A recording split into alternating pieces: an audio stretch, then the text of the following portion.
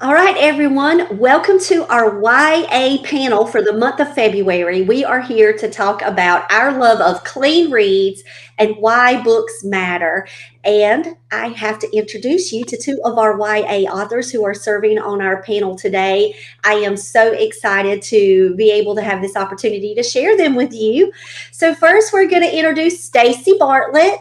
Stacey is coming from us from North Carolina, and she actually writes YA and middle grade. But today we're going to be focusing on her story, her YA novel, Free Sings the Sea. It's a YA contemporary with a sweet romance added on in. So, welcome, Stacey.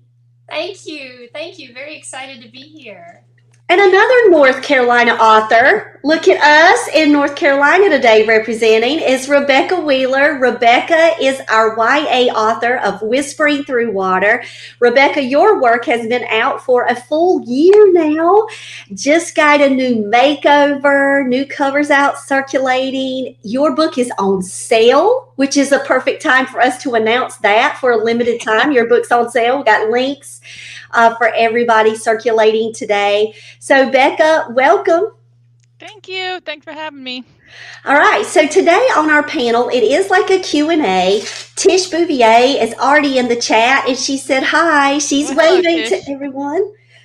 Tish, we're so happy that you could join us today. And if you have any questions for our authors, please drop them in the chat. I do have some author questions kind of prepared, but for our live Q&A at Monarch, it's really just to talk books, to talk about what they're working on, their process, their inspirations, and why their books matter. Oh, Laura's here, guys. Laura is also a Caterpillar author. Hi, Laura.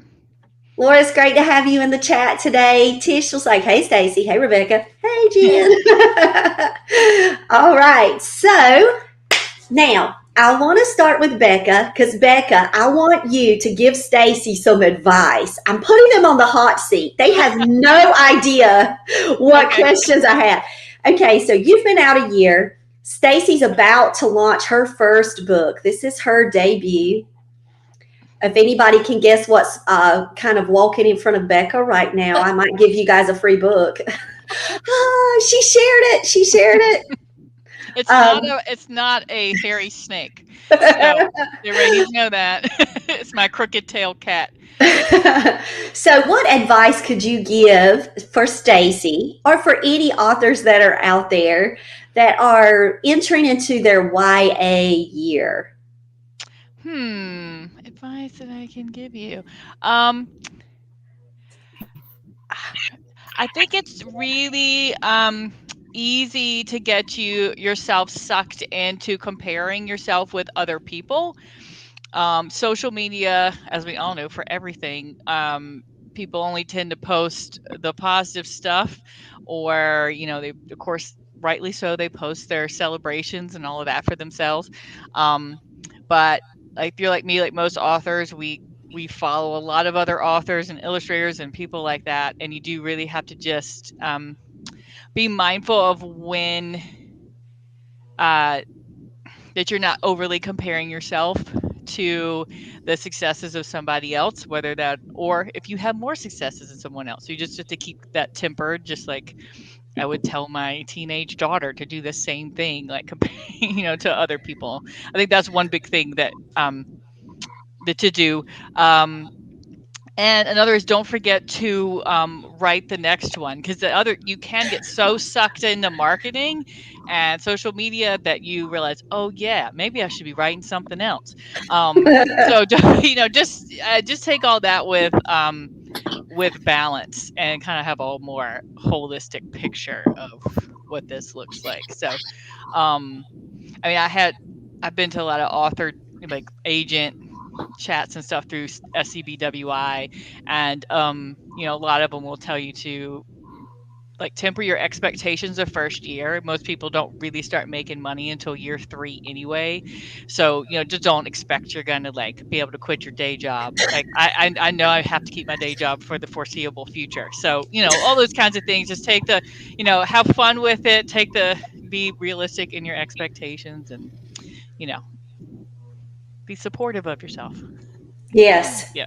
Love yourself in this Yeah. process. Mhm. And speaking of having fun, look who just popped in. Now we've got to have a chance to talk about our Virginian author here. And speaking of native Virginian, right beside you, Sandy Green has popped into the show today. Sandy, we love you and your horror in verse. What fun it is to be able to coin that and start celebrating you that your book is coming out around the corner.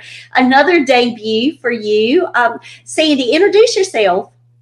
Well, I'm Sandy Green. I live in Northern Virginia near Washington, D.C.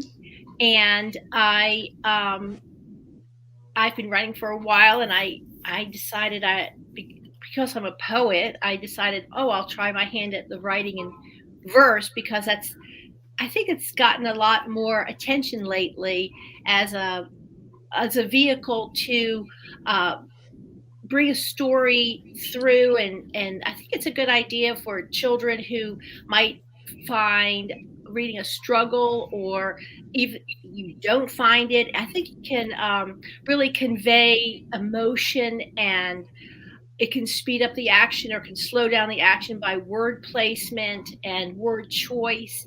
So that's what I've been experimenting with that and wrote this. And I thought, well, why don't I write something? I've read a lot of novels in verse, and I thought, well, I haven't really seen one that's just pure horror and something that would just be scary and fun. And so I wondered if why not try that? So I tried that, and it was a lot of fun, and it's given me a lot of ideas for a series and for future work. So that's what I've been doing. Love it. Yeah. So, Stacey, all right, you're in the hot seat now. I have a question for you. So, your book, Free Sings the Sea, it is a YA contemporary. It is dealing with the harsh realities of a family that is undergoing horrific abuse and how we can move ourselves out of that and into hope and into a better situation.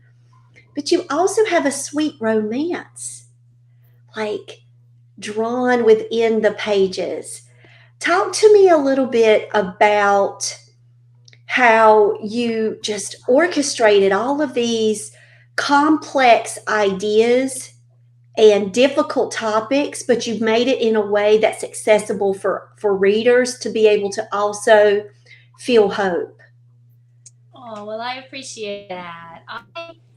Believe it or not, Free is the love, the sweet romance.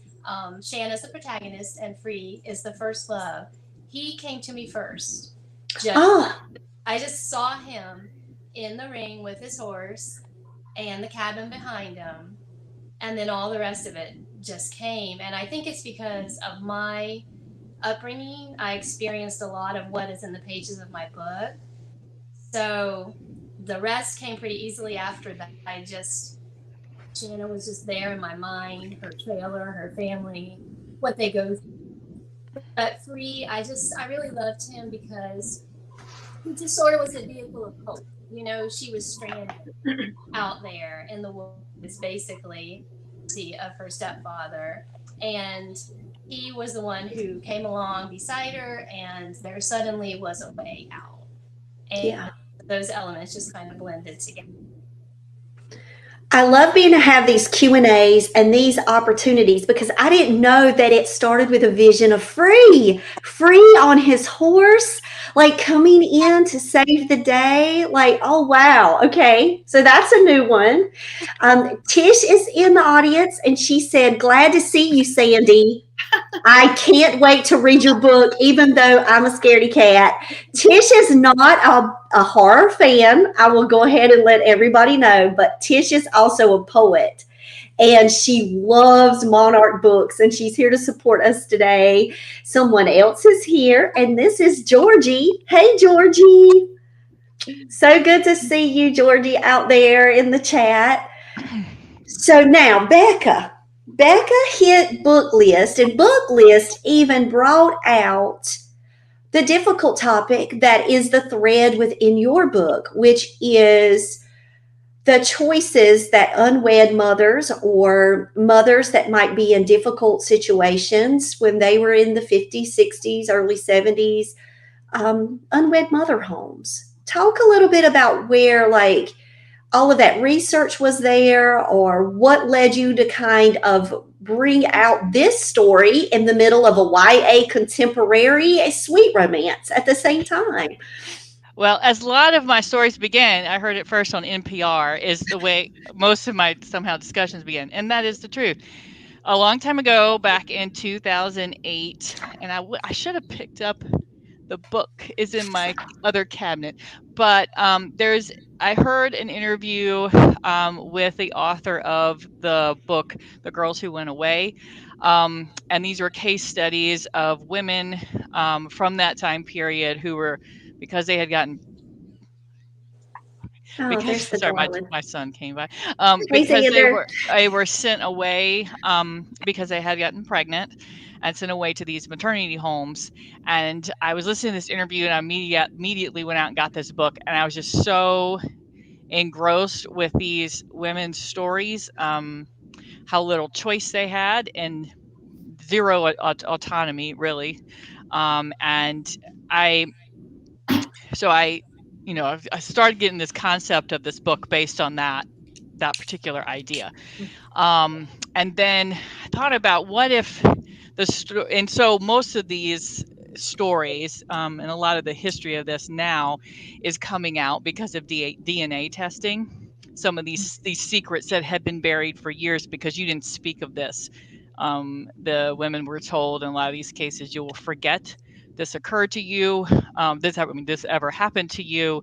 And the best thing you can do is forget this ever happened. And so these secrets and sadly, some of these secrets have died with the women just as they've aged, right? So I thought, like, what would happen if a younger female of the family uncovered something that happened into the matriarch's past? And so doing the math, the latest that could really be would be in the 90s because of when the maternity homes closed. But also I'm a child of the 90s, so like this is perfect opportunity for me to, because I love all that stuff. So I so I placed her near when I would have graduated high school myself.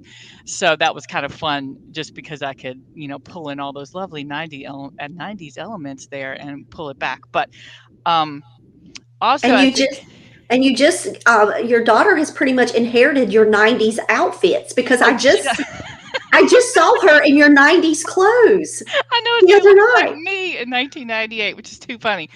But I think that generation, and I realized, and part of writing this and just as being an adult, that my generation was honestly the first generation that a woman could have a credit card when she became a teenager. We were the first generations of people that could go to a desegregated school from K to 12. So I'm a older Gen X to date myself, but I mean it was really on the cusp of a big change, and that our lives were very different than our mother's lives. And so that realization, and I don't know, like I think Gwen in the book came to that realization before I did, just based on what she learned. But that realization that your life, the way you grew up, is much different than the way your mother or your grandmother grew up. And that, I wouldn't say necessarily is a conflict, but that tension is really interesting when you start really thinking about that, which won't be the same necessarily between my daughter and me. Like, we grew up more the same than my mom and I did. Isn't that interesting? Yeah, sure, we Yes. have social media, but honestly, that's like a small piece of it. Like, so I think all those kinds of things are really interesting. I love coming of age stories. I love talking about family dynamics. I love social issues. Um, I think most of our social issues, like, there's no black or white. It's all going to be muddy, and that's okay. We have to learn to live with that. So, And so and you're going to love it when you get Stacey's arc, because every single thing that you just said, I love. It is represented in the pages of Free Sings the well, Sea. Stacey, do I'm you agree excited with to read that? it. And speaking of arcs, are almost ready. Stacey's in her final last round of edits. And shout out to Stacey's editors. Stephanie Cotta is in those. I know that y'all are in your final rounds and about to clean that up for real. So Monarchs get the first look, and then we'll be sending that out. And there's something too that I was thinking, Becca, when you were talking about how Gwen, uncovers secrets. So for you, there's the trunk and the mysterious. We got to get in here. We got to find letters. We got to see what's happening. Sandy's is all about letter writing. And I was like, well, this is a great opportunity to talk about Sandy's work because Sandy, you also are dealing with horror in verse, sibling relationships. You're dealing with also something that's to bring to light about the dangers of meeting people online. And to me, when we think about books that matter, yes, of course, they're entertaining. Like Sandy Green's book, hands down, is entertaining. It is horror, it is a ghost story. But then you have a situation in this book that can also has a thread in there where there is a lonely boy by a lake who can wind himself up into a very harsh world where he's thinking that running away and meeting someone that he might have met online is a good situation. Yeah. And there is a line in Sandy's book, and I'm not going to, you have to read it to get to it. But there is a line in Sandy's book, and I had to read it 3 times because when I hit that one little stanza, I said, this is where the thread is in her book that really comes together with the theme of be careful. Not just be careful of the ghosts that live in the house next door, but be careful of what also can exist in our world that could bring you harm. And so, Sandy, you again have done something to me powerful in the pages of a novel in verse. And you've got Laura here who just said, I just finished The Haunting of Lake Lucy and loved it. It kept me guessing until the end. So Tish said, well, I love the books that keep me guessing. So yeah, Tish is ready. She's going to now have to be added to your art list. So Sandy, talk to me about where the inspiration came to you, because I'm learning all of this from Stacey and Becca. How did Lake Lucy, you said you knew that novel in verse needed horror, but how did the characters arrive to you? Oh, that's a great question.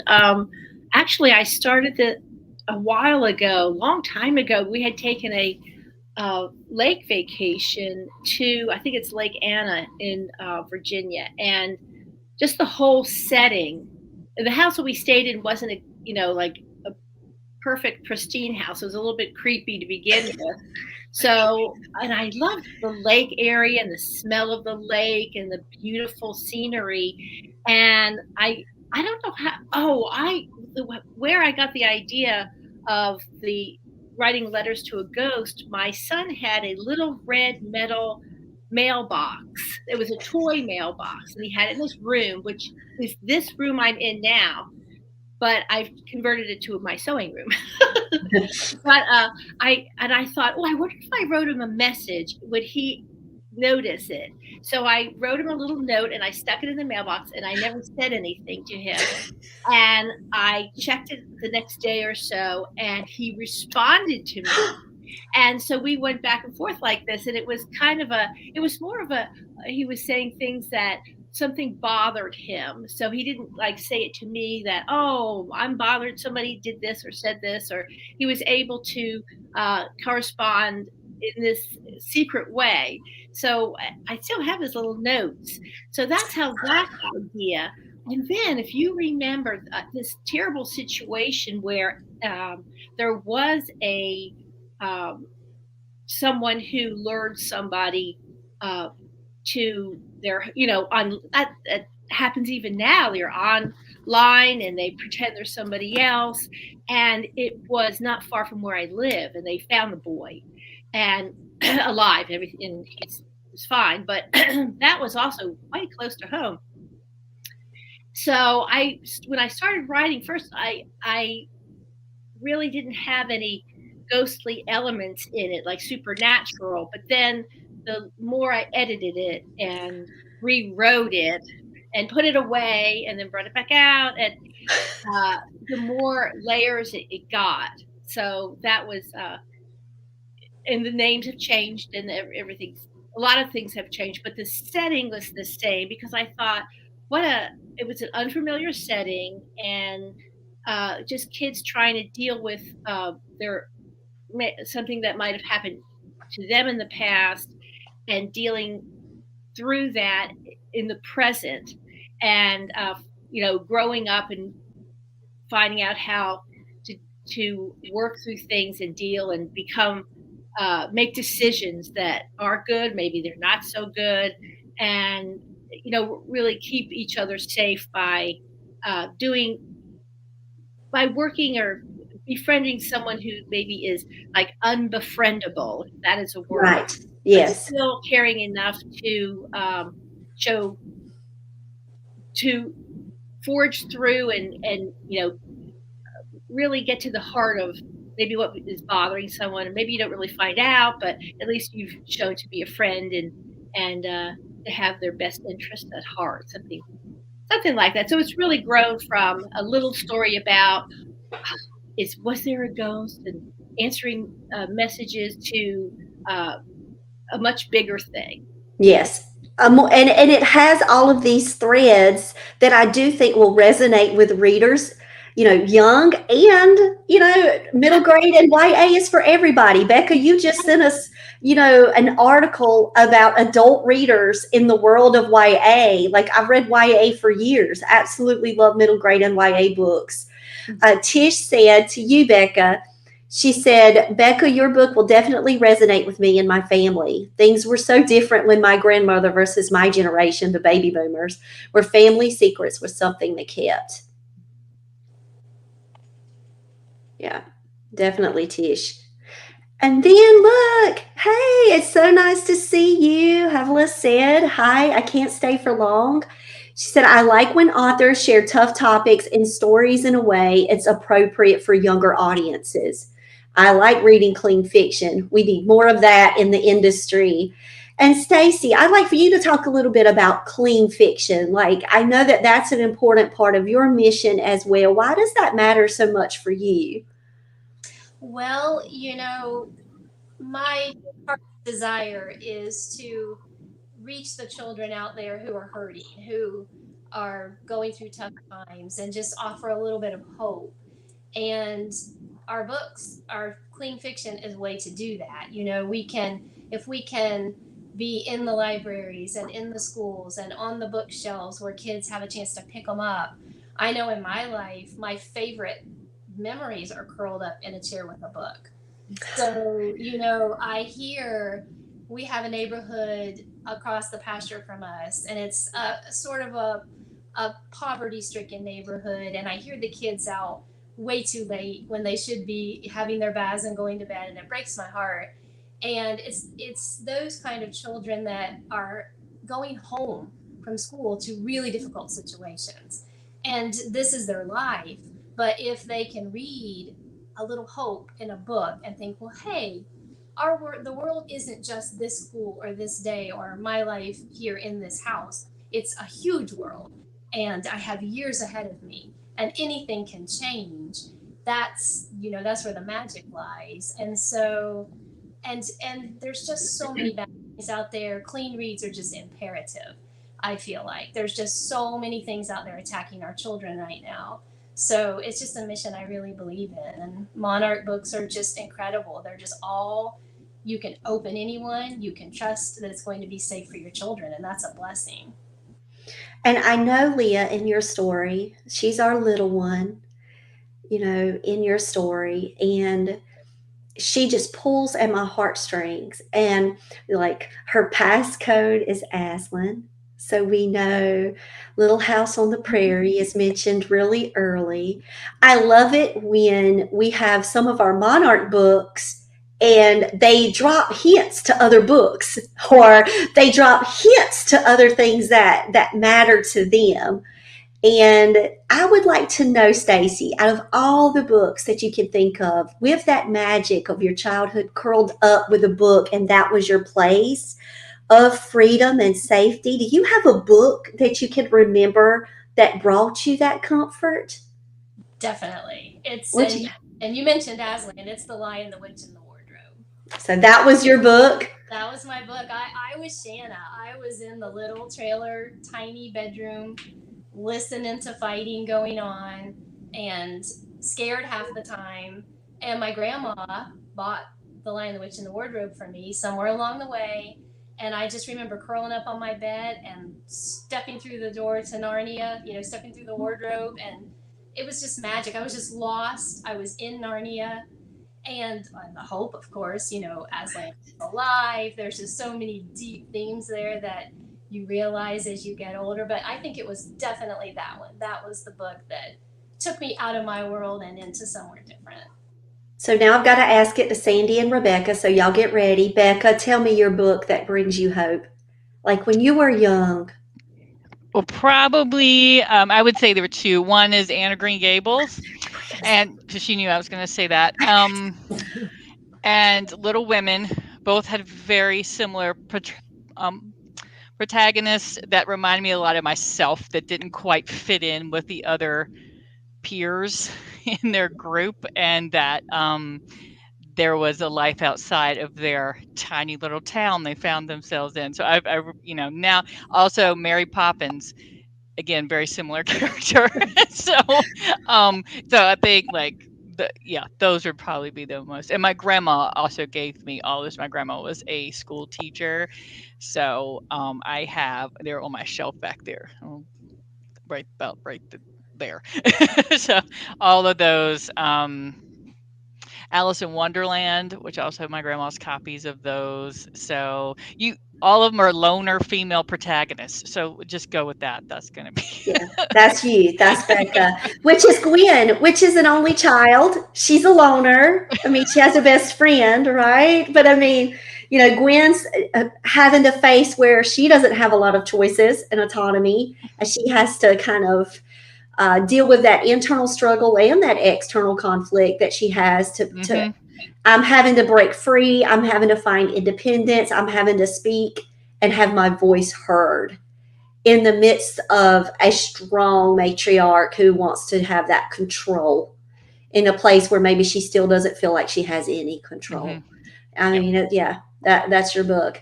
Laura said, the world needs hope. Yes, Laura, we're with you. And Tish said, gosh, Stacey, I wish there was books like yours when I was a kid that had clean reads with messages of hope. Yeah. So Sandy Green, think back. Books, Sandy Green. Come on, you got any? It's not hard for me. It's Nancy Drew. I read her at that time. There were 44 in the series. I think I stopped at 40. I read 40 of them. I loved them. She was such a speaking of growing up in the 60s and 70s, I mean, you're right. You weren't allowed to get a credit card until I think 75 or something like that. So she jumped in her little roadster and she would solve mysteries all in the dark and in locked rooms. And she was such a hero to me.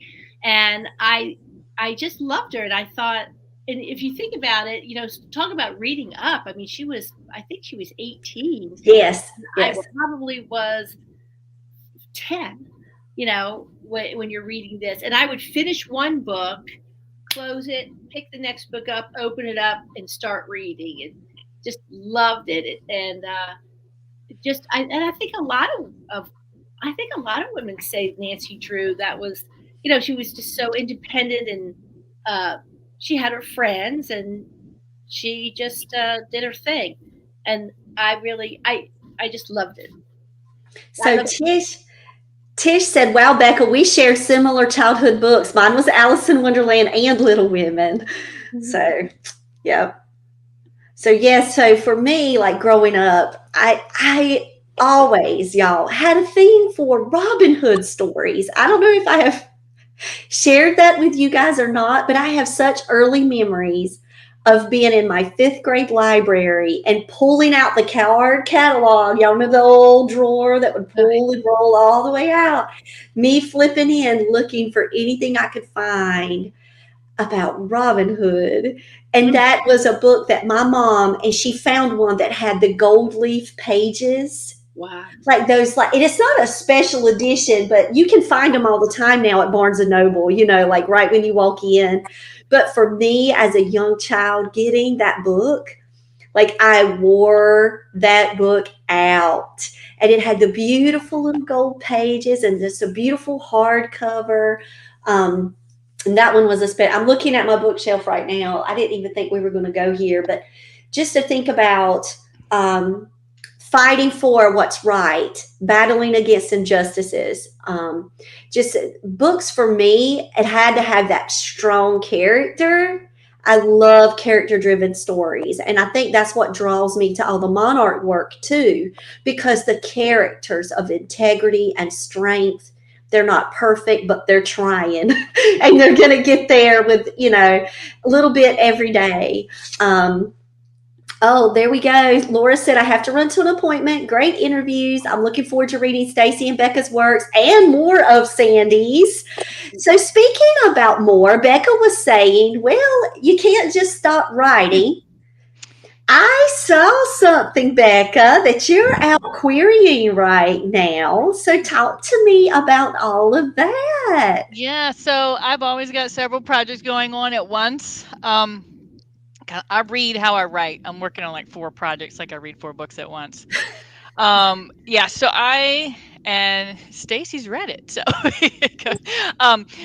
I started this book in 2009 was when I wrote the first paragraph. I wrote the last paragraph in 2023. And so I did take a break from it for a little while. The name is Jolie Undivided. Jolie is the name of the main character. It's a YA contemporary. The what sparked what sparks everything is a real life event that I'm like, that's interesting. So what sparked the event is there was a situation in 2001 in Raleigh where there was a police chase that was televised from Raleigh into Virginia. The entire police chase was televised. They canceled all news programs, and I won't go into long detail, but eventually ended up with 2 people being shot on live television. That's how it ended. And I was a teacher at that time. I think I was a 3rd or 4th year teacher. It was 2002, and I was just like, what in the world did I just watch? And so that kind of sparked the idea, and then I didn't actually get the idea for the book until 2009. And so it's still I feel like Jolie and Gwen are probably related somehow in the larger family tree of life. But you still got this loner character, and then all these what ifs came into my head. Like, well, what if I met my best friends from college? What if I met them in high school? How would my life be different? That was one of the what ifs I kind of put in there. And so it was just born out of all these different kind of what ifs I put together. It is a religious deconstruction piece, which when I first started writing was kind of a scary thing because nobody was doing that. However, now there's a lot more podcasts and things out there on that topic, which made it a little more motivating to finish. Actually, that is part of the reason why I was motivated to finish. I was listening to some podcasts on the topics, and I thought, maybe it's time to finish this thing. So that's how I finished. But I'm querying agents. I went to, cross my fingers. I went to, this is another plug for SCBWI. I know I plug them all the time, but if you're a kid lit or YA author, you need to join because, first of all, the Carolinas chapter is the best. I went to an event yesterday afternoon. We are the best if I have any of my friends out there, but I went to a retreat and I did a critique and it was very positive and the person I critiqued with um, asked for a copy. So I'm like, okay, maybe I do have something. So Right. here we are querying out, and Stacey read it. I have a few beta readers. I had a proofreader. I mean, it's to the point like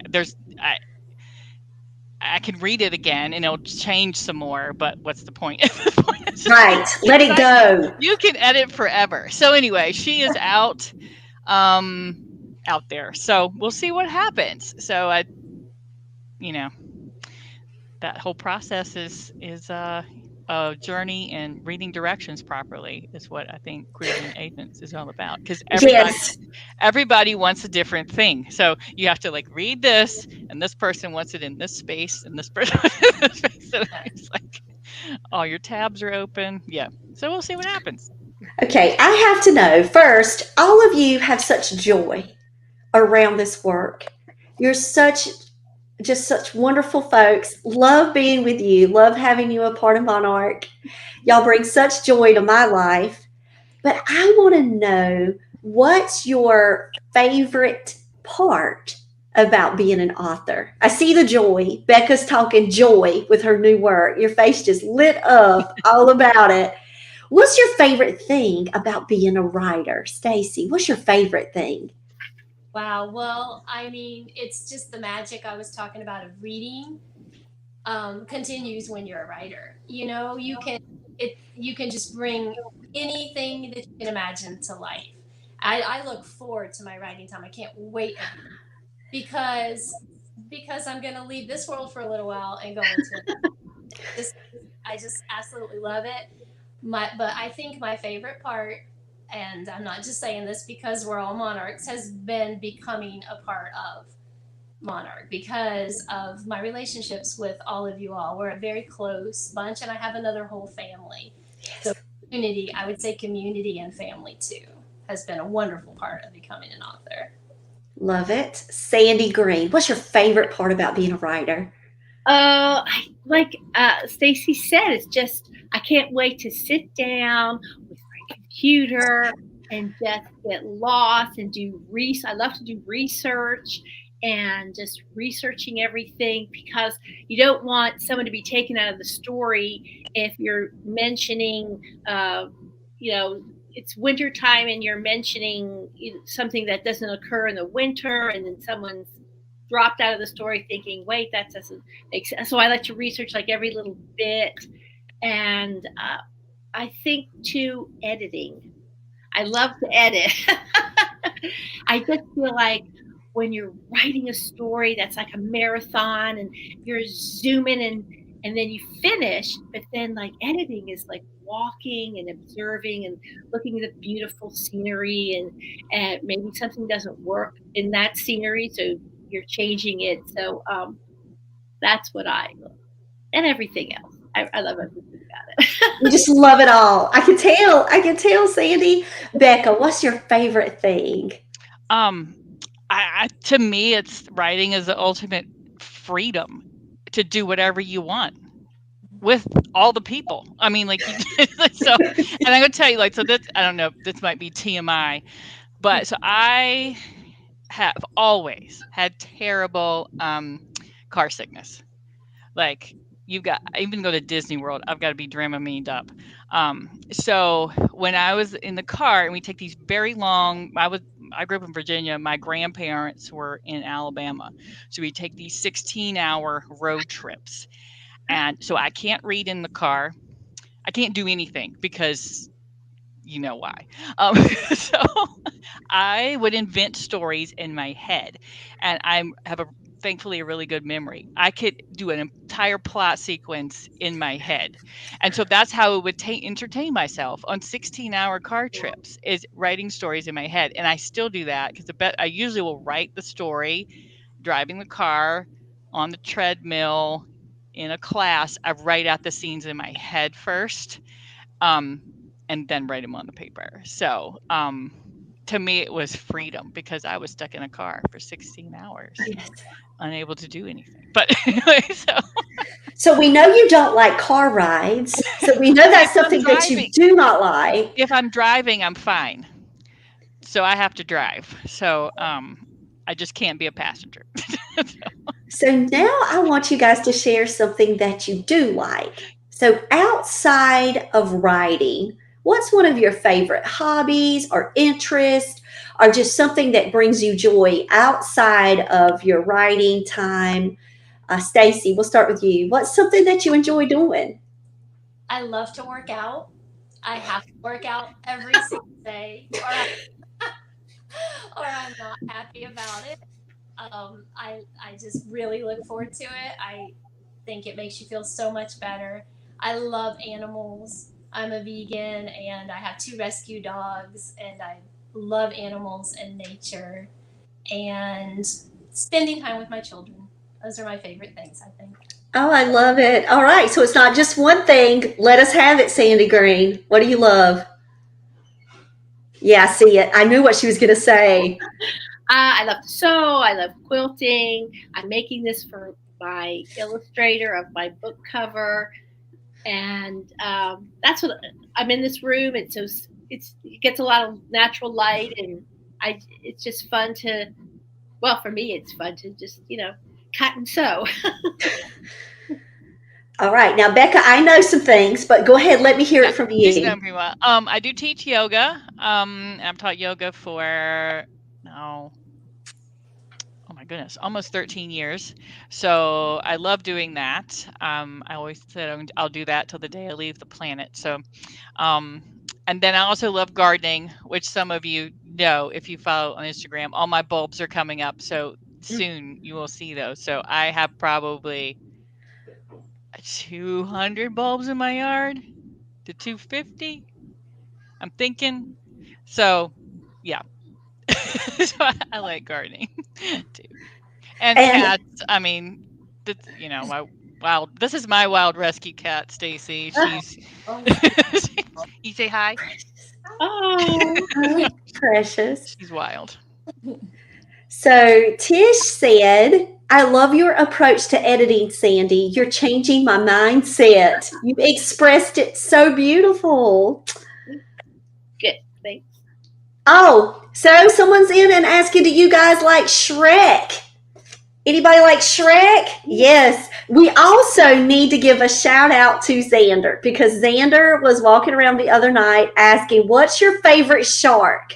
So if we've got to do this for Becca's baby, who's in and out of the video. So I wish if he's close, I don't know if you could grab him if he's not, but I'd like to know, what's your favorite shark? Hey, We Jan, have to know. you want to know I have a fun fact about Shrek too. So that was the first movie my husband and I ever saw together on our second date. Oh my gosh. So, Wow. Wow. hey, Memories. Xander, come here. So the other night he was walking around in the restaurant asking everybody this one question. This is our last question in our Q&A. They're all coming in here. Okay. Family time at Monarch.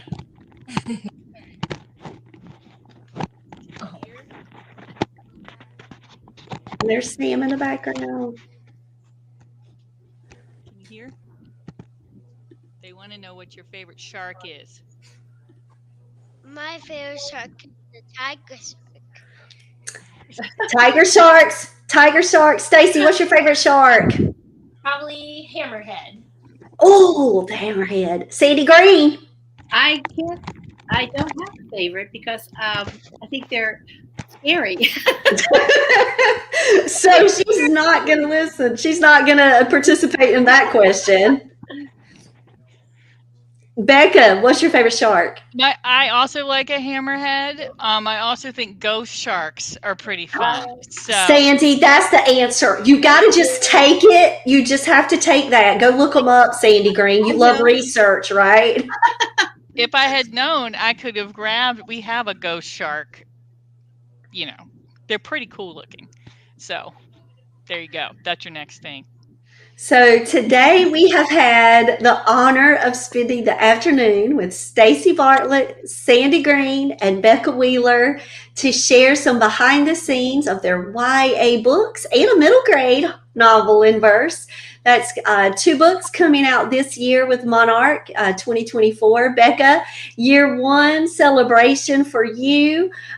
Your book is on sale now. So everybody share that link of Whispering Through Water so you can follow Gwen in her 1990s getup.